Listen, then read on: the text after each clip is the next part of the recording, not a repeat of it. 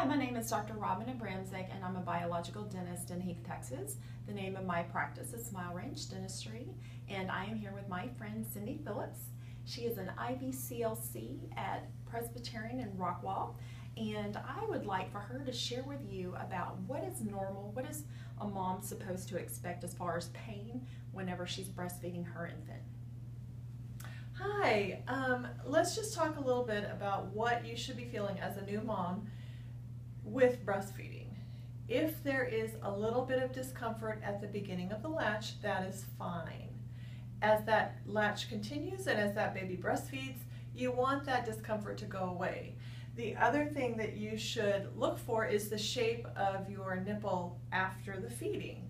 So is that nipple round? Is that nipple lipstick shaped? Is that nipple flat or creased?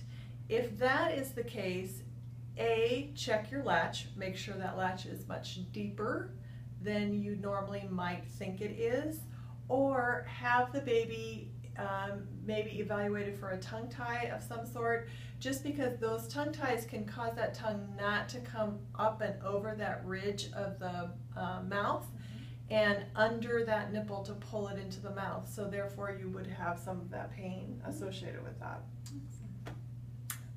The other thing I would look for is the pain. Does it get worse as the week goes on, or does it get better? Nipple pain is usually associated with just having a baby nurse every 2 to 3 hours on your breast. Those are sensitive areas, so you want to make sure that that pain after that first week or so is getting better and not worse. If it's getting worse, if the baby's not gaining weight, you have that odd nipple shape, you should probably be evaluated by an IBCLC. Interesting.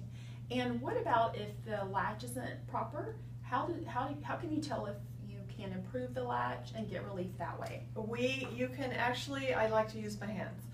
So if that latch is here on the nipple, that's going to be painful. It can get better and it may not hurt because that baby kind of works his way back to just a little bit beyond the nipple.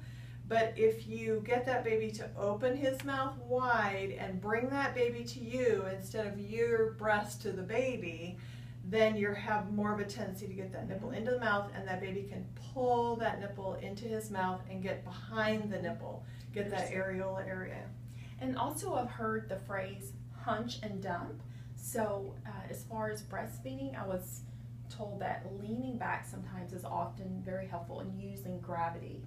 Right, and that's what I mean by you don't bring the baby to the breast, you don't take the breast to the baby. So in other words, if you have that baby in your arms, you bring that baby to you and you kind of lean back, whereas this hunch, yeah, that can affect that latch too, because you're going to be sore in your shoulders too, but also that baby's not going to get a deep latch. Wonderful. Well, I appreciate your time. You're Thank welcome. you so much. You're welcome. Thank you for joining us today.